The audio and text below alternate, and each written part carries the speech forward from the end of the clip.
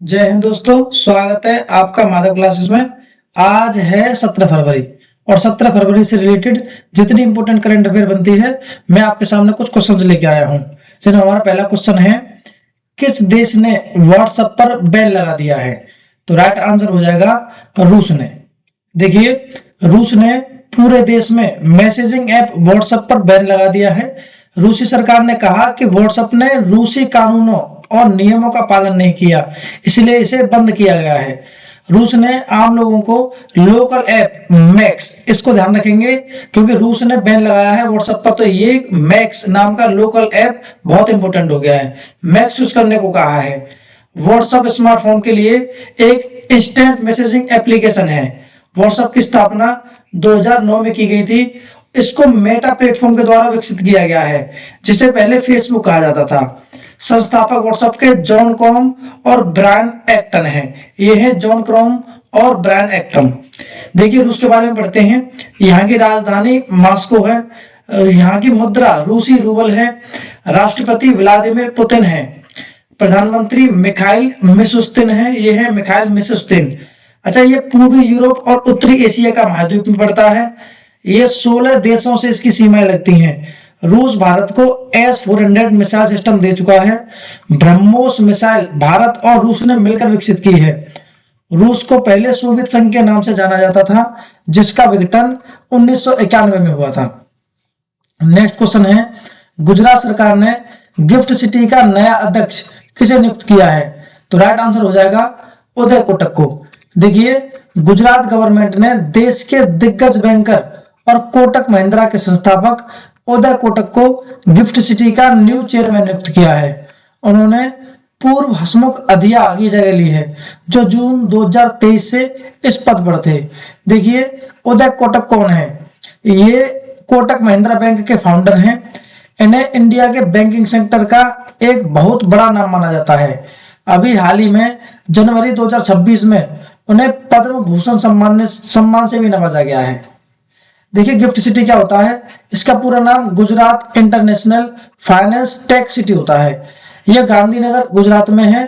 भारत का पहला operational smart city और पहला इंटरनेशनल फाइनेंशियल सर्विस सेंटर है। IFST क्या होता है? ये ऐसा खास क्षेत्र होता है जहां फॉरेन करेंसी में ग्लोबल फाइनेंस सर्विस दी जाती है, जैसे बैंकिंग, इंश्योरेंस, कैपिटल मार्केट और फाइनटेक। गुजरात के बारे में पढ़ते हैं। ये इंडिया का 5वां लार्जेस्ट स्टेट है। यहाँ की कैपिटल गांधीनगर है। गवर्नर आचार्य देवव्रत हैं। ये हैं आचार्य देवव्रत। यहाँ के चीफ मिनिस्टर भूपेंद्र भाई पटेल हैं। ये हैं भूपेंद्र भाई पटेल। यहाँ पर लेजिस्लेटिव असेंबली में 182 सीट हैं, राज्यसभा में 11 सीट हैं और लोकसभा में 26 सीट हैं। नेक्स्ट क्वेश्चन है, इंडिया AI इम्पैक्ट समिट 2026 का आयोजन कहाँ किया जा रहा है? तो राइट आंसर हो जाएगा न्यू दिल्ली में। देखो, AI इम्पैक्ट समिट 2026 का आयोजन न्यू दिल्ली में 16 से 20 फरवरी 2026 तक किया जा रहा है। यह शिखर सम्मेलन भारत मंडपम न्यू दिल्ली में आयोजित होगा। इसका उद्देश्य AI को केवल कुछ देशों या कंपनियों तक सीमित न रखकर पूरी मानवता के लिए सुलभ बनाना है। यह ग्लोबल साउथ या विकासशील देशों में आयोजित होने वाला पहला वैश्विक शिखर सम्मेलन है। समिट में 100 देशों के लीडर्स, 100 CEOs और टेक कंपनीज के प्रमुख और वैश्विक प्रतिनिधि हिस्सा लेंगे, जहां AI के सोसाइटल एंड इकोनॉमिक इम्पैक्ट पर चर्चा होगी। देखो, AI इम्पैक्ट समिट पढ़ते हैं। यह एक ग्लोबल समिट है जहां आर्टिफिशियल इंटेलिजेंस के वैश्विक विकास, गवर्नेंस, एक्सेसिबिलिटी और इनोवेशन पर पहलू पर चर्चा होती है। AI इम्पैक्ट 2026, इसका इवेंट 16 से 20 फरवरी 2026 को होगा। Location New Delhi, India. इसको ministry of electronics and IT organise कर रही है। इसकी theme democratising AI, bridging the AI divide है। नेक्स्ट क्वेश्चन है, बारबाडोस की किस प्रधानमंत्री ने लगातार तीसरी बार ऐतिहासिक चुनावी जीत दर्ज की है? तो राइट आंसर हो जाएगा मिया एमोर मोटले। देखिए, कैरिबियन नेशन बारबाडोस में आम चुनाव हुए हैं। वहां की वर्तमान प्रधानमंत्री मिया एमोर मोटले ने लगातार तीसरी बार चुनाव जीता है। देखिए, इनकी पार्टी का नाम बारबाडोस लेबर पार्टी है। उनकी पार्टी में संसद हाउस ऑफ असेंबली की सभी 30 सीटों पर जीत हासिल की है। मिया अमर मोटले बारबाडोस की केवल दूसरी नेता बनी जिन्होंने 2 से अधिक लगातार कार्यकाल पूरे किए हैं। देखिए बारबाडोस के बारे में पढ़ते हैं। ये यूनाइटेड स्टेट्स का एक देश है। इसकी कैपिटल ब्रिजटाउन है। ज्योग्राफिकल रूप से यह वेस्ट इंडीज का हिस्सा माना जाता है। यहाँ की प्रेसिडेंट डेम सेंड्रा मैसन है। प्राइम मिनिस्टर मिया एमर मोटले हैं। नेक्स्ट क्वेश्चन है, फिप्पी अवार्ड 2025 का oil and gas production company of the year पुरस्कार किसे चुना गया है? तो राइट आंसर हो जाएगा ऑल इंडिया लिमिटेड को। देखिए FIPI federation of Indian petroleum industry award 2025 की घोषणा की गई है। भारत की सरकारी oil company all India limited को 2025 का प्रतिष्ठित फिप्पी अवार्ड दिया गया है। इसे oil and gas production company of the year चुना गया है। ये अवार्ड उन कंपनियों के लिए दिया जाता है जिनका उत्पादन 1 MTOE बोले तो million tons of oil equivalent से ज्यादा है। यह अवार्ड फिप्पी द्वारा दिया जाता है। देखो यह सम्मान गोवा में आयोजित इंडिया एनर्जी वीक के दौरान दिया गया है। अच्छा, क्योंकि ऑयल ने पुराने तेल की कुओं से भी तेल निकालने की नई तकनीक बनाई है इसलिए दिया गया है और भारत की एनर्जी सिक्योरिटी में बड़ा योगदान दिया है। भारत की एक महारत्न कंपनी है। इसे अगस्त 2023 में यह दर्जा मिला था। देखिए federation of Indian petroleum industry क्या है? भारतीय तेल और गैस उद्योग की एक विश्वसनीय आवाज बनकर इसके सस्टेनेबल डेवलपमेंट और ग्लोबल कॉम्पिटिटिवनेस को बढ़ावा देना है। इसकी स्टेबलाइजेशन दिसंबर 2016 में की गई थी। इसका हेडक्वार्टर न्यू दिल्ली में है। नेक्स्ट क्वेश्चन है, IMACC 2026 international military adventure challenge cup की मेजबानी कौन करेगा? तो राइट आंसर हो जाएगा इंडियन आर्मी। देखिए इंडियन आर्मी पहली बार international military adventure challenge cup 2026 का आयोजन करने जा रही है। यह आयोजन 18 से 23 फरवरी तक होगा। ईस्टर्न हिमालय की पहाड़ियों में इसका आयोजन होगा। इसमें भारत के अलावा 7 मित्र देशों की सेनाएं होंगी जिसमें Bhutan, Brazil, Kazakhstan, Kyrgyzstan, Nepal, Sri Lanka और सऊदी अरेबिया। इंडियन टीम्स कौन कौन होंगी? इंडियन आर्मी की टीम होगी, एयरफोर्स की टीम होगी, कोस्ट गार्ड की और ITBP की टीम होंगी। देखो इसका उद्देश्य सैनिकों की physical ability, mental strength, team work और लीडरशिप को परखना है। इसमें माउंटेन टेरेन में कठिन दौड़, बाधा पार करना और नेविगेशन जैसी प्रतियोगिता होंगी जो असली युद्ध के मैदान जैसी होंगी। नेक्स्ट क्वेश्चन है, कार्यस्थल पर महिलाओं की सुरक्षा पर राष्ट्रीय सम्मेलन सी बॉक्स का आयोजन किस मंत्रालय द्वारा किया जा रहा है? तो राइट आंसर हो जाएगा ministry of women and child development. देखो ministry of women and child development ने न्यू दिल्ली के विज्ञान भवन में कार्यस्थल पर महिलाओं की सुरक्षा पर एक राष्ट्रीय सम्मेलन आयोजित किया है। इसका मुख्य उद्देश्य पोस एक्ट है जो 2013 prevention of sexual harassment of womens at workplace act को और मजबूती से लागू करना है। देखो ये सी बॉक्स क्या होता है? इसका पूरा नाम सेक्सुअल हैरेसमेंट इलेक्ट्रॉनिक बॉक्स है। नेक्स्ट क्वेश्चन है, कर्म योगा फॉर एम्पावर्ड भारत अभियान का शुभारंभ किसने किया है? तो राइट आंसर हो जाएगा प्रेसिडेंट द्रौपदी मुर्मू ने। देखिए प्रेसिडेंट द्रौपदी मुर्मू ने न्यू दिल्ली में एक नेशनल कैंपेन की शुरुआत की है जिसका नाम कर्म योगा फॉर एम्पावर्ड भारत है। यह कार्यक्रम प्रसिद्ध आध्यात्मिक संस्था ब्रह्म कुमारी द्वारा आयोजित किया गया था। इस अभियान का उद्देश्य निष्काम कर्म के जरिए नैतिक मूल्यों के साथ देश का समग्र विकास करना है।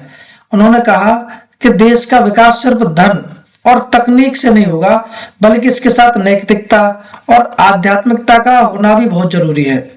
नेक्स्ट क्वेश्चन है, किस राज्य की विधानसभा ने MLAs के लिए AI based digital attendance system शुरू किया है? तो राइट आंसर हो जाएगा आंध्र प्रदेश ने। देखिए आंध्र प्रदेश लेजिस्लेटिव असेंबली ने अपने बजट सेशन की शुरुआत के साथ ही विधायकों की हाजिरी लगाने का तरीका पूरी तरह बदल दिया है। अब विधायकों को रजिस्टर में साइन करने की जरूरत नहीं है, इसके बजाय AI based facial recognition system लागू किया गया है। अच्छा, ये काम कैसे करेगा? विधानसभा के अंदर पीटीजेड कैमरे लगाए गए हैं। हाजिरी तभी लगेगी जब विधायक सदन के अंदर अपने निर्धारित सीट पर बैठेंगे। अक्सर विधायक रजिस्टर में साइन करके चले जाते थे और सदन की कार्यवाही भाग नहीं लेते थे। नेक्स्ट क्वेश्चन है, पीएम मोदी ने किस नदी पर बने भास्कर वर्मा सेतु का उद्घाटन किया है? तो राइट आंसर हो जाएगा ब्रह्मपुत्र नदी पर। देखिए, पीएम मोदी ने गुवाहाटी में ब्रह्मपुत्र नदी पर बने भास्कर वर्मा सेतु का उद्घाटन किया है। ये पुल उत्तर और दक्षिण गुवाहाटी को जोड़ेगा। इस पुल को बनाने में 3030 करोड़ की लागत आई है। यह पुल गुवाहाटी और नॉर्थ गुवाहाटी के बीच यात्रा का समय 45 से 60 मिनट से घटाकर सिर्फ 7 से 10 मिनट कर देगा। 1.24 किलोमीटर का यह पुल 8.4 किलोमीटर बड़े कनेक्टिविटी कॉरिडोर का हिस्सा है। पुल का नाम कुमार भास्कर वर्मा के नाम पर रखा गया है, जो 7वीं सदी में कामरूप साम्राज्य के राजा थे। देखिए, कुछ इंपोर्टेंट फैक्ट पढ़ते हैं ब्रह्मपुत्र से रिलेटेड। ब्रह्मपुत्र नदी तिब्बत के कैलाश पर्वत के पास चेमायुंगडोंग ग्लेशियर से निकलती है। इसे तिब्बत में यारलुंग, टांगपो, अरुणाचल प्रदेश में देहांग और असम में ब्रह्मपुत्र कहते हैं। ये 2900 किलोमीटर लंबी एक प्रमुख ट्रांस हिमालयन नदी है। इसकी सहायक नदियां सुबनसिरी, लोहित, दिबांग, मानस, तीस्ता, जिया बरेली और धनसिरी हैं। नदी के रूप में बहती है। यह बांग्लादेश में जमुना नदी कहलाती है। देखिए, भारत के कुछ प्रमुख पुल पढ़ लेते हैं। दुनिया का सबसे ऊंचा रेलवे आर्च ब्रिज चिनाब पुल है, जो जम्मू कश्मीर में है। भारत का पहला केबल स्टेट रेल पुल अंजी ब्रिज है, यह भी जम्मू कश्मीर में है। भारत का पहला वर्टिकल लिफ्ट रेल सी ब्रिज न्यू पम्बन ब्रिज है। भारत का पहला सबसे लंबा नदी पुल असम में ब्रह्मपुत्र नदी पर बना है। कौन सा है? डॉक्टर भूपेन हजारिका पुल, जिसकी लंबाई 9.15 किलोमीटर है। भारत का दूसरा सबसे लंबा नदी पुल दिबांग नदी पुल है, सिकंग पुल, इसकी लंबाई 6.2 किलोमीटर है। भारत का सबसे लंबा समुद्री पुल अटल सेतु है, जिसकी लंबाई 21.8 किलोमीटर है। देखिए, नेक्स्ट क्वेश्चन है, पुनीत अग्रवाल किस देश में भारत के नए राजदूत बने हैं? तो राइट आंसर हो जाएगा थाईलैंड में। देखिए, पुनीत अग्रवाल को थाईलैंड में भारत के राजदूत के रूप में नियुक्त किया गया है। 1997 बैच के आईएफएस अधिकारी वर्तमान समय में मंत्रालय में अतिरिक्त सचिव की जिम्मेदारी संभाल रहे हैं। ये हैं पुनीत अग्रवाल। देखिए, थाईलैंड के बारे में पढ़ते हैं। थाईलैंड दक्षिण पूर्व एशिया में स्थित एक देश है। इसकी राजधानी बैंकॉक है। 1949 तक इसे सियाम कहा जाता था। आधिकारिक भाषा थाई है और मुद्रा थाई बहत है। यहाँ के सम्राट वजीरालोंगकोर्न रामएक्स हैं। यहाँ के प्रधानमंत्री अनुतिन चंद्रविराकुल है। देखिए, हाल ही में नियुक्त कुछ राजदूत पढ़ लेते हैं। दिनेश के पटनायक कनाडा के राजदूत नियुक्त हुए हैं। एलियावती लोंगकुमार उत्तर कोरिया के राजदूत हैं। अनुराग भूषण स्वीडन के हैं। जितेंद्र पाल सिंह इजराइल के राजदूत हैं। दिनेश भाटिया ब्राजील में राजदूत हैं। अजित विनायक गुप्ते मिस्र में राजदूत हैं। अरुण गोयल क्रोएशिया में राजदूत हैं भारत के।